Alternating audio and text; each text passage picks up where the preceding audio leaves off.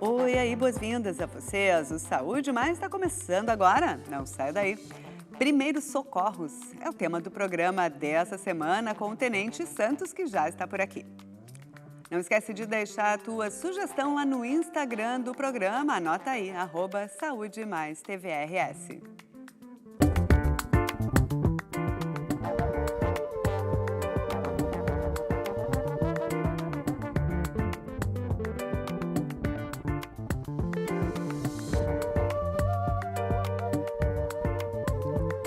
Em situações de emergência, cada segundo conta. Saber o que fazer e o que não fazer pode ser a diferença entre salvar uma vida ou agravar um acidente. Primeiros socorros é um conjunto de ações simples que qualquer pessoa pode realizar antes da chegada do atendimento médico. Para falar sobre esse assunto, está aqui o primeiro Tenente Santos do Comando de Corpo de Bombeiros Militar do Rio Grande do Sul, que também é instrutor de primeiros socorros e pós-graduado em enfermagem de urgência e emergência. Bem-vindo, Tenente Santos. Vamos saber, primeiramente, assim, o que é que, quando vocês estão ali se expondo a primeira vez ao estudo dos primeiros socorros, o que que se faz, o que se diz, como é que se conceitua os primeiros socorros? Tudo bem, Patrícia? Primeiramente, é um prazer estar aqui, em nome do comandante-geral do Corpo de Bombeiros Militar, Coronel Julimar Fortes Pinheiro. Agradecemos, então, o convite para estar trazendo essas informações de suma importância para a sociedade. Então, em breves palavras, conceituando primeiros socorros, é o primeiro atendimento a um acidentado, a uma pessoa que foi acometida de um mal súbito. Então, a pessoa vai manter sinais vitais, obviamente, antes de qualquer atitude, a gente sempre orienta as pessoas que zele pela segurança individual, cena segura, é muito abordado em estudos isso aí, em treinamentos, mas assim, primeiros socorros, primeiro atendimento, e para isso não precisa ter equipamento, basta ter empatia, se colocar no lugar da pessoa, observou que a cena está segura, tenta acalmar a pessoa, mantém sinais vitais e chama o apoio especializado, que é o SAMU, o Corpo de Bombeiros Militar. Quais são os primeiros socorros essenciais que o senhor acha que toda a população deveria saber? Como embasamento das minhas palavras e para trazer em pauta assim, o que as pessoas deveriam saber. Primeiramente, é saber conceituar e diferenciar o que é o normal de um ser humano. Então, a gente sempre destaca essas situações, porque quando nós temos um agravo à nossa saúde, os sinais vitais eles demonstram claramente, ou seja, o pulso vai estar mais acelerado, respiração, pressão arterial, temperatura. Então, assim, tudo vai se alterar conforme o acometimento. E aí, obviamente, se a pessoa não é da área da saúde, não é um bombeiro, ela não vai, muitas vezes, ter a expertise necessária, mas se ela souber diferenciar primariamente que está acontecendo uma alteração no corpo da pessoa e lembrar de chamar o apoio correto, o apoio especializado, ela já vai estar fazendo muito pela pessoa que está passando por aquela situação, por aquele agravo ali. Sim, porque é muito importante que a pessoa realize corretamente, né? Então, como é que você vê, assim, quais são os erros mais comuns aí que quem quer prestar os primeiros socorros, o que se comete que não deveria? Começando como o fazer. Então, algumas pessoas tentam ajudar fazendo algum procedimento que não é o mais adequado. E depois nós temos o não fazer, porque em algum momento a pessoa viu que se mexer com o paciente, um traumatizado, por exemplo, um motociclista ao solo, daqui a pouco ele entende, ó, eu não vou mexer, não vou nem retirar capacete, ou não vou fazer nada porque eu vou agravar.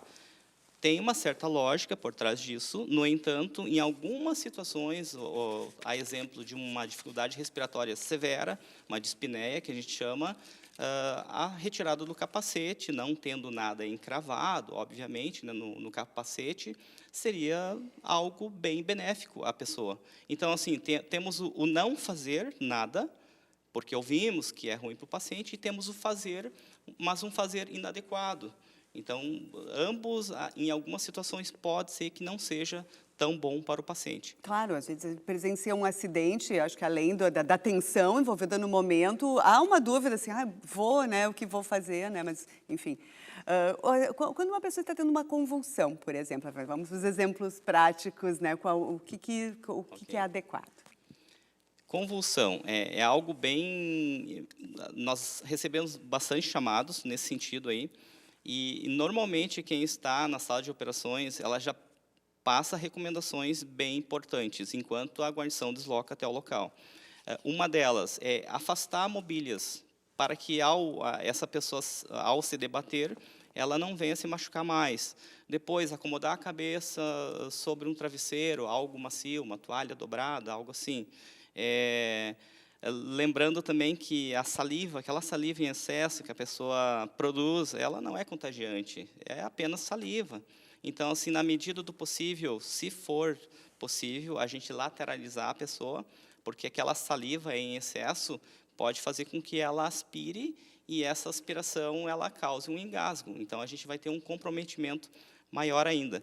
E quando a gente fala também em convulsão, a gente não pode pensar apenas que a causa desta convulsão é apenas epilepsia, é o que vem à nossa mente. Nós podemos ter uma convulsão por uma temperatura corporal alta, hiperpirexia ou febre. Nós podemos ter aquela pessoa que está longe alguns dias da bebida, ou seja, ela... Um medicamento... intoxicações medicamentosas, um trauma crânioencefálico, alterações metabólicas como hipoglicemia, tudo são causas, pode causar uma convulsão. Então, o que é prioritário para aquela pessoa que vai ajudar esta pessoa? Tentar entender, reconhecer qual foi a causa, se, obviamente, quem está tendo a convulsão não vai poder auxiliar naquele momento, mas a gente pode investigar quem está ao redor, um familiar, um conhecido. E depois, algo bem importante que a gente sempre recomenda é contabilizar há quanto tempo esta pessoa ela está convulsionando. A média de duração é em torno de 5 minutos. Passou disso, é uma emergência médica. Então, se foi a primeira convulsão, ela carece de um atendimento médico. E, dependendo do tempo de exposição a esta convulsão, também. Então, é recomendado que sempre se leve essa pessoa a um hospital, uma UBS, para que ela receba atendimento médico. Uhum. O senhor falou em engasgo, né, decorrente da convulsão, mas tem assim o engasgo com algum brinquedo, criança, ou um alimento, uma pessoa adulta, esses outros engasgos, assim, como é que se pode proceder? Tá. Sobre engasgo, nós temos ali crianças, adultos e tipos de objetos que podem estar engasgando a pessoa. Adulto, normalmente, é um pedaço de carne, é uma comida mais sólida. Bebê, normalmente, mamar. Então, o que a literatura mais recente se recomenda em relação a desengasgo de via aérea superior? A gente posicionar a criança num plano vertical, cabecinha para cima, fazer uma massagem nas costas dela para induzir a tosse.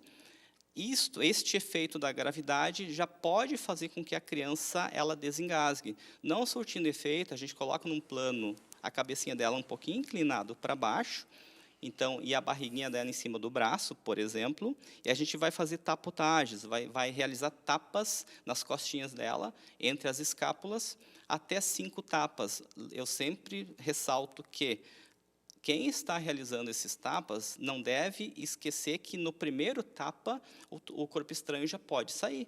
Então, não é necessário a gente traumatizar a criança. Então, se não foi adequado aqueles 5 tapas, se não surtiu o efeito que a gente espera, a gente vira ela de barriguinha para cima, para o outro braço, o braço contrário, e faz compressão sobre o tórax dele na linha mamilar. E aí a gente vai fazendo essa alternância entre tapas e compressão torácica no bebê. Tá? Adultos, também hoje, os protocolos mais recentes nos orientam a nós induzir o paciente a tosse, não surtindo efeito, também realizar tapas nas costas, aquilo que nossos antepassados faziam. Na verdade, eles não sabiam que hoje teria um protocolo assim e já faziam isso conosco, né? Então, já era ensinado isso aí.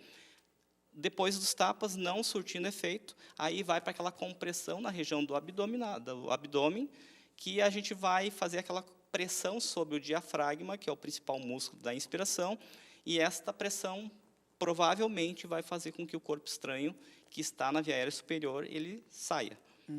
E, bom, situações de afogamento, acho que são também outras situações bem complexas, porque a pessoa pode, desde ter não ter ingerido muita água ou até estar em parada cardiorrespiratória. Então, como é que o senhor pode falar de afogamentos? Afogamento é algo muito característico do verão também. Ele ocorre em qualquer época do ano, né? Existem pescadores que vão pescar aí no inverno, inclusive. Então, mas, assim, é mais característico do verão. E aí a gente pode trabalhar com 6 classes. Eu vou destacar a primeira e a última. A primeira sendo a mais leve, e aí eu vou trazer uma similaridade com aquele... Quando a gente está tomando um líquido ou comendo algo um pouco rápido, e aí se engasga levemente, a gente vai tossir 2, 3 minutinhos, e logo a gente vai sair daquele desconforto. Então, esse aí seria o grau 1. Então, aquele afogado, aquela pessoa que ingeriu um pouco de líquido, foi retirado da água, ele tossiu um pouco e logo ele se recupera.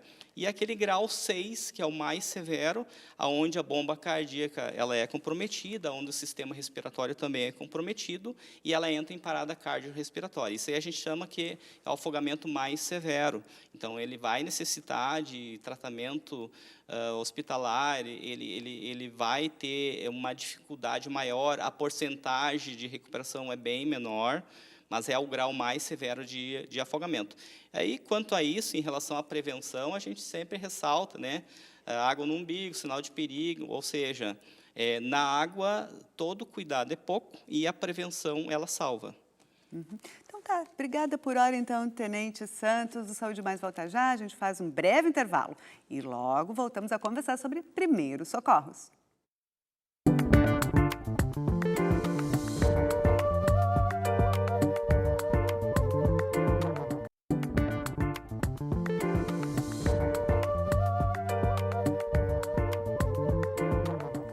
Saúde Mais de volta e a gente continua a conversar sobre primeiros socorros com o Tenente Santos do Comando do Corpo de Bombeiros Militar do Rio Grande do Sul. Bem, Tenente Santos, situações de queimadura, como é que a gente pode lidar aí com as lentes aí dos primeiros socorros?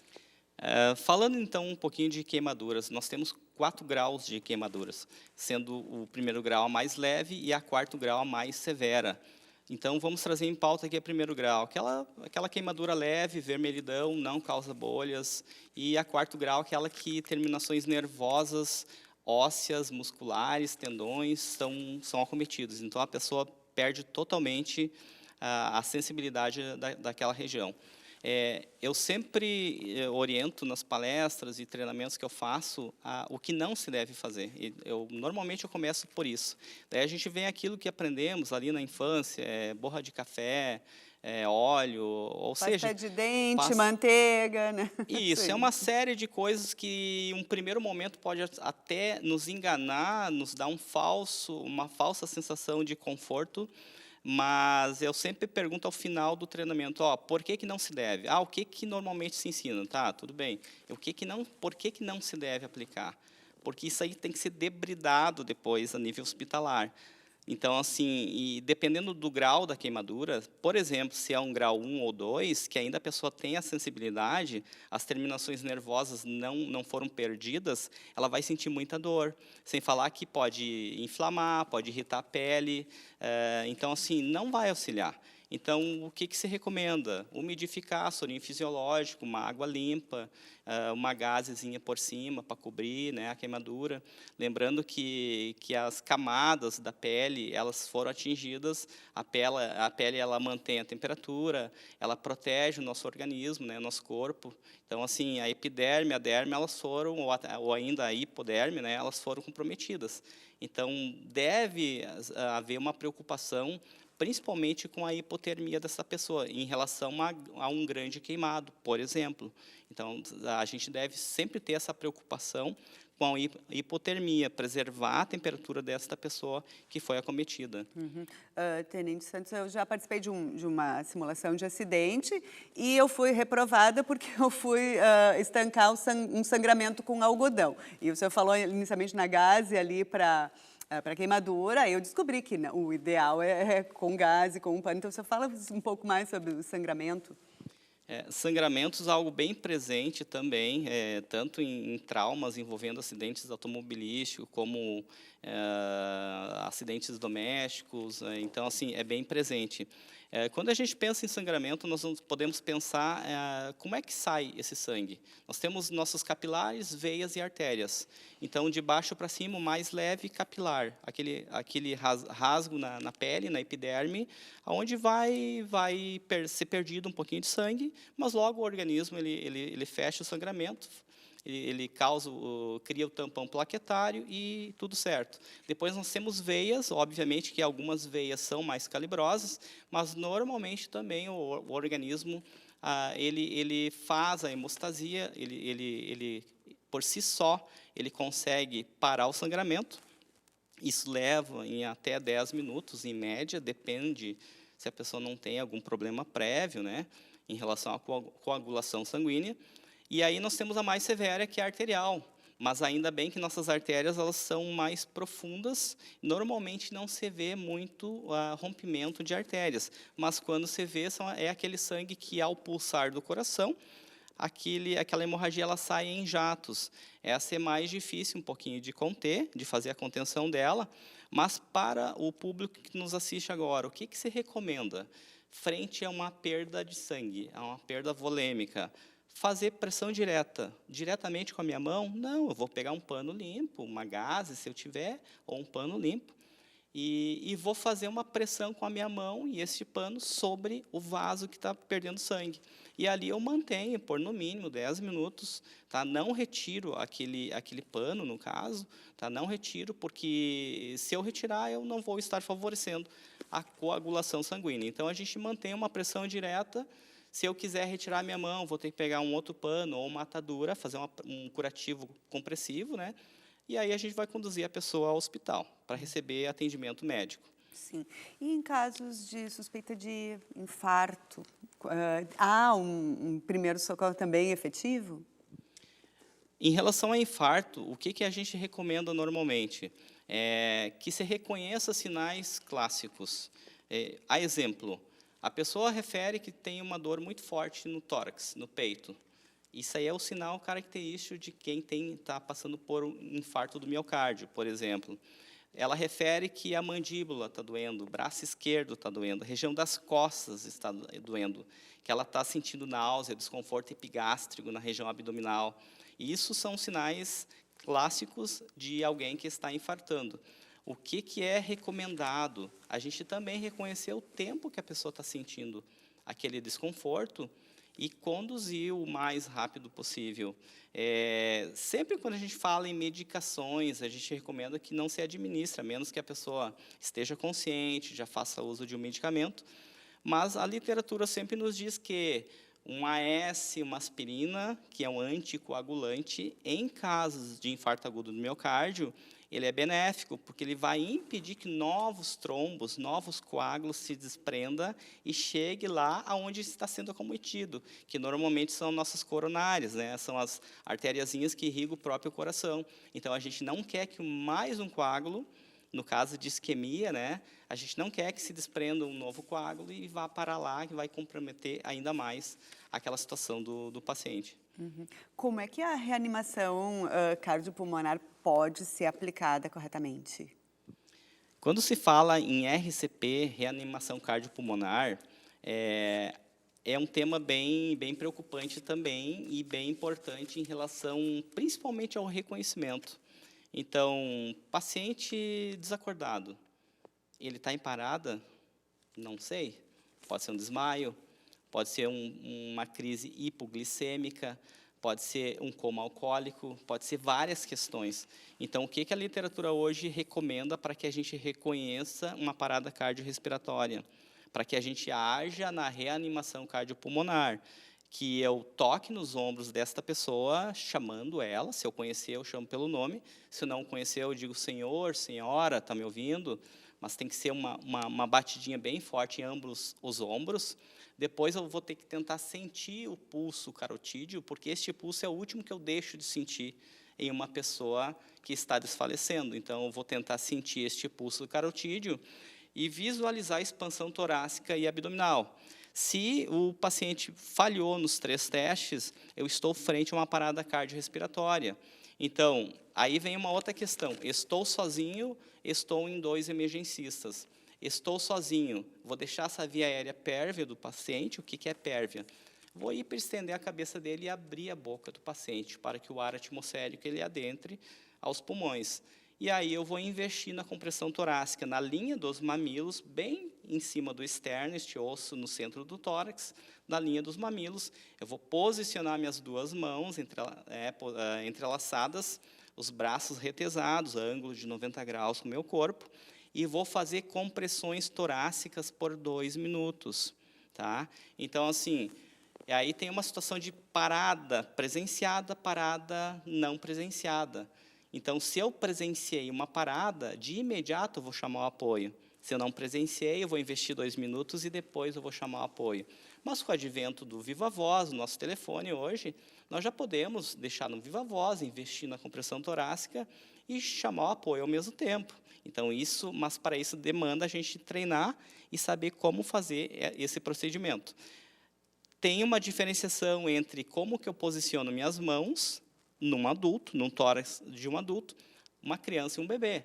O adulto, por eu ter que depreender mais força e ter que afundar esse tórax entre 5 a 6 centímetros, eu vou ter que utilizar meus 2 braços. Uma criança, como não carece a profundidade tanto assim, ela carece de entre 4 a 5 centímetros, então eu posso utilizar apenas uma das mãos. Havendo 2 emergencistas, um deles vai ventilar, e para isso a gente tem alguns sistemas em nossas ambulâncias, que a gente vai fazer uma ventilação ativa. Então, até então, nós estamos inalando ar agora passivamente. Mas quando o paciente está em parada, nós vamos ter que ventilar, fazer uma ventilação ativa. E aí nós temos alguns dispositivos de máscaras, onde a gente vai fazer o ar entrar com uma pressão maior, ativamente, enquanto um segundo emergencista faz essas compressões torácicas. Eu não sei se o senhor já ouviu, né, que a frequência teria que ser como a da música do Bee Gees, né? Ha, ha, ha. Isso é verdade? Corresponde ou é mito? Sim, é verdade. O ritmo da música, ela praticamente se equivale. O que é o ritmo da compressão torácica eficaz? Entre 100 a 120 compressões por minuto, o que equivale a cada 2 compressões por segundo. Então, assim, é bom ter a música? Sim, mas para a gente treinar, porque na hora a gente não vai ter a música. Então, a gente vai ter que ter uma noção do que é 2 segundos. Ou seja, eu vou ter que fazer uma compressão a cada 2 segundos. Então, ou seja, ao contrário, eu vou ter que fazer 2 compressões, mais ou menos, 2 compressões por segundo, isso, ao contrário. Então, a cada segundo, eu vou ter que fazer 2 compressões. Então, eu vou ter que ter essa noção de 1 segundo para o outro, eu vou ter que aplicar 2 compressões. E o que os estudos nos dizem? Que se eu investir um ritmo muito rápido, não é efetiva a minha compressão, ou seja, se passar de 120 compressões por minuto, não é efetiva, e se eu baixar de 100 compressões por minuto, também não é efetiva.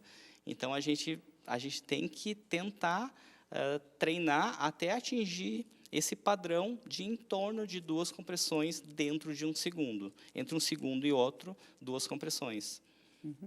Bom, tenista, a gente já está se aproximando aí do fim do programa, então, o que o senhor recomenda, para onde é que as pessoas devem ligar, pós esses primeiros socorros, o que é mais adequado? Por favor, pode deixar ali seus últimos esclarecimentos. O que acontece? Sempre é importante a gente destacar a importância de reconhecer o agravo. Reconhecendo o agravo, a gente lembrar qual é o órgão que é mais adequado para trabalhar frente àquele agravo. Então, assim, acidentes, incêndios, normalmente se recomenda ligar para o 193, Corpo de Bombeiros Militar. Não sendo uma ocorrência envolvendo acidentes, ou algo clínico, que seja alguma doença que a pessoa tenha, a exemplo, infarto agudo do miocárdio, SAMU. Então, assim, quando a gente necessita de que haja uma intervenção médica, para a gente entender melhor, é prioritário a gente dar ênfase para o SAMU. Agora, quando a gente envolve, normalmente, acidentes, os dois, porque o bombeiro, na zona quente, ele é o responsável por manter aquela zona segura, trabalhar para que a gente retire aquele paciente da melhor maneira possível e, por sua vez, o SAMU ele entra com a parte mais especializada, né, que é a parte médica, o avançado deles. Em relação a como mensagem final, né, antes do agradecimento, a gente sempre destaca que a prevenção ela salva. Então, assim, aquelas pessoas que nos assistem agora, em relação a cuidados, a gente sempre recomenda que mantenha os cuidados, principalmente havendo criança no lar, aqueles materiais químicos, aqueles material que esteja ao alcance da criança, que seja mantido em local mais seguro, afastado de crianças, que seja dado a devida importância para os cuidados em relação a óleos, quando há uso de óleos, daí é aquela máxima, né? Iniciou uma combustão envolvendo óleo, não vou jogar água. Vou pegar um paninho, umedecer ele, retirar o excesso da água. Eu vou impedir que o comburente alimente aquele fogo, né? Então, assim, não é o nosso tema hoje, mas, assim, todo cuidado no lar, ele é pouco. O que a gente vê muito acontecer? Tomadas, excesso de equipamentos em tomadas. Então, isso aí sempre é importante. Mas aconteceu o problema, é interessante reconhecer qual é o órgão mais especializado para que consiga dar o melhor atendimento, para que consiga manter sinais, evitar novos agravos e trabalhar com uma certa velocidade para que ela receba o atendimento especializado para aquela situação.